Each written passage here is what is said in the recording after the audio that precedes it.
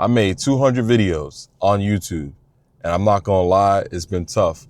In this video, I'm gonna talk to y'all on what I learned and what stopped me and what kept me from continuing and what has pushed me to continue to post on YouTube. I'm not gonna waste y'all time.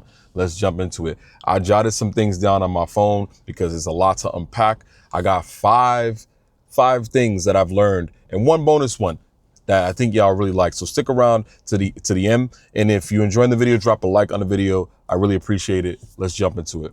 All right. So first things first, keep things simple. You know what I'm saying? I'm sitting here in my car. I got that control sound. That's why I do a lot of car videos. However, it gives me a nice private space for me to lock in, but keep it simple. I got my Osmo Pocket 3 right up top on my dashboard, got a little suction cup mount, you know, and I'm just literally talking to y'all. I got some notes jotted down, but set up your space to your comfort. Make things simple. You want to shoot with your phone. You want to shoot with a camera. Listen, don't go out and buy an FX3 to make YouTube vlogging videos, because don't go out and buy things that are going to complicate your setup. Not to say that there's anything wrong with going with an expensive camera, but keep it simple. You want to be able to do daily content, let's say once, twice, even 5 times a week. You want to be able to set up the camera, have something that you can quickly send to another device, throw it on YouTube, and just keep it pushing. Make your whole setup simple so that way it becomes easy. A lot of times when I first started out, I had like some expensive camera. I didn't know what I was doing. You know what I'm saying? There's nothing wrong with having an expensive camera once you have reached that level. But right now you're just getting started. Make it simple so that way you can post videos daily and you get those reps in so it can become easier as it goes along. Just keep it simple. Trust me. Because after all of that, I wish I would have just either stuck with my phone or just bought the Osmo Pocket 3 or another Action 3, Action 4, and just put the camera on my dashboard and started making videos. All right, let's move on to the next one. We already pushing through these. I'll be honest. Set realistic goals for yourself. Let's say, like, my goal was this past year was to become consistent on YouTube and grow to 1,000 subscribers. And this brings me to another point. You're not going to always meet your goal. So don't be too hard on yourself, but set realistic goals. You want to post like 10 videos in a couple of weeks or a couple of months and see how it goes. Or you want to make it to 1,000 subscribers or become monetized on YouTube. But you got to set a goal, because if you don't set any goals, how you know where you're going to get to? How you know what's the next step? Set realistic goals that are tangible, that are doable. And it also gives you that push or that friendly competition within yourself to want to push yourself forward. Set realistic goals. It allows you to aspire to what's next. Maybe you want to start a business. Maybe you want to start a brand. Maybe you want to become a live streamer where you're just consistently just streaming or creating content. Whatever works for you. You can make this anything. You can start a business. You can start a brand, because this whole thing is your brand. This is you. This is who you are. So at the end of the day, posting content on YouTube can be a full-time job. Some people have done it. All right, let's move on to the next one. We pushing through these, man. Appreciate you, man. If you are still here, do me a favor, drop a like on the video and comment down below. Let me know something that has prevented you from creating content on YouTube, or if you already created 200 videos or even 10 videos or a video, let me know what was the hardest part of it. I love to hear it. All right, let's move on to the next one. This is a big one for me. I'm just coming off of one. Don't be afraid to take a break. Every now and again, you got to take a break. You're doing this. You got a job, you got family, you got so much things and you also have a life. So there's so many things that happen in your life that may stop you from creating content. Don't be afraid to take a break. Taking a break it's natural. We all have time where we're like, you know what? I'm always on camera. I want to take a break. I'm always editing. I want to take a break. I'm always trying to figure out what I'm going to do next when it comes to creation.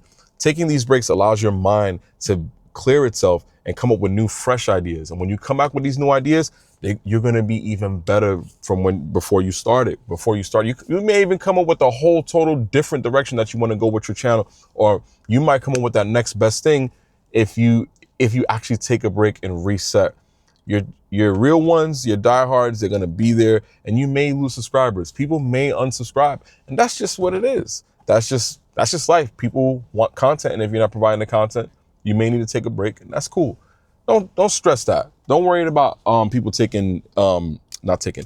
Don't worry about people unsubscribing. Those things happen. But take a break. Take that tally to take care of yourself. That's the most important thing. Because if not, how are you gonna create the content? How are you gonna be there for your family? All right. Let's move on to the next one. Now, I know a lot of people tell me that if you want to create content, you want to create content in multiple places. If you're just getting started, I feel like you should put your sole focus. Don't focus on one platform. You could do your TikToks, you could do your YouTubes, you could do your X, your Twitter, whatever they call it nowadays. You could do all of that stuff. But right now, if you're trying to reach a goal, let's say become monetized, or let's say making 250 subscribers, 500, within that time, if you put your energy into one platform at a time, in this case, YouTube, you'll be able to be laser focused. You'll focus on your audience. You'll keep it fresh. You'll be consistent, because then you have to edit in all these different places, the different platforms and different styles, Instagrams, the TikToks, the YouTube shorts. You focus on one to start. And once you dial in that and you get comfortable, then you can branch out. That's just my opinion. I mean, comment down below. Let me know if I'm wrong. But I feel like if you're focusing on one platform heavy, you can put all your time, your effort, and you can kind of baby your channel and kind of grow it to where you want it to be. That's just my personal opinion. That could be up for debate, but focus on one platform. It worked for me. It is working. I did it with my TikTok. I did it with my Twitch way back when. And yeah, listen, just focus on that one platform. Mad easy. All right, let's move on to the next one. Now, this one is my by far favorite. This was the hardest thing, I think, getting started on YouTube. And I'm talking about your camera presence, talking to camera, talking to the camera, talking to people, like looking directly at the lens instead of looking somewhere else. You know, you don't have to look always at the camera, but focusing on your camera presence and being comfortable in talking to the camera. This is why when I make videos, I don't script my videos. I simply have a couple of notes I put on my phone. I talk about what I'm passionate about in that moment, and I deliver it. I may make mistakes. You see what I did there? I may make some mistakes during my delivery, but I'm getting better at this as I do it over and over. There's gonna be times where you're gonna feel uncomfortable. Hence the reason why I'm in my truck. This is my safe space. I got the camera set up. And if I make these mistakes in the past, I would want to edit the mistakes out. But what ended up happening was I was like, man, this doesn't feel genuine. There's going to be some cuts that I may do throughout the video, depending on the fluff or things that are not important. But when you be yourself, it's easier to, how would I say this? Do it consistently. And it comes off natural and genuine. People will mess with you and subscribe and want to stick around because you're being yourself. If you take all these edits, and there's nothing wrong with that. If you do all these jump cuts, that's cool. But at the end of the day, personally, I feel you'll be better and you'll get better with your camera presence faster if you spend more time being yourself and talking to the camera. Doing it more often makes it easier. And it trust me, it only gets easier. But if you don't practice this, in the past, I've recorded videos on my phone as I was walking to and from work or whenever I had time. And what'll end up happening, I didn't post those videos. I just reviewed them and then I kept getting better. Listen, find what works best for you, whether it's filming on your phone with the front facing camera or the rear facing camera. You got to get started somewhere. Or if you're vlogging on your favorite camera, if you're going for walks, try any of these things. I think the more you do it, the more you try, the better you get better at it, and it just becomes easier. All right, my last one. This is a bonus one. If you stuck around to the end, you're a real one. I appreciate you. Thank you so much. This one is a big one.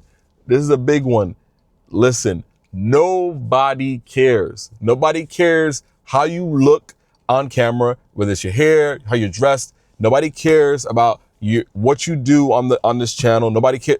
Do your friends, your family, your broke uncle who has an opinion, or someone in the comments. Nobody cares.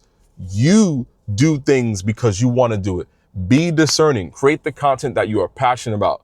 Don't be worried about somebody in the comment section with their Twitter fingers talking about how you shouldn't be doing this. Focus on being serious and consistent. You got goals, you got aspirations. Don't worry about somebody's opinion.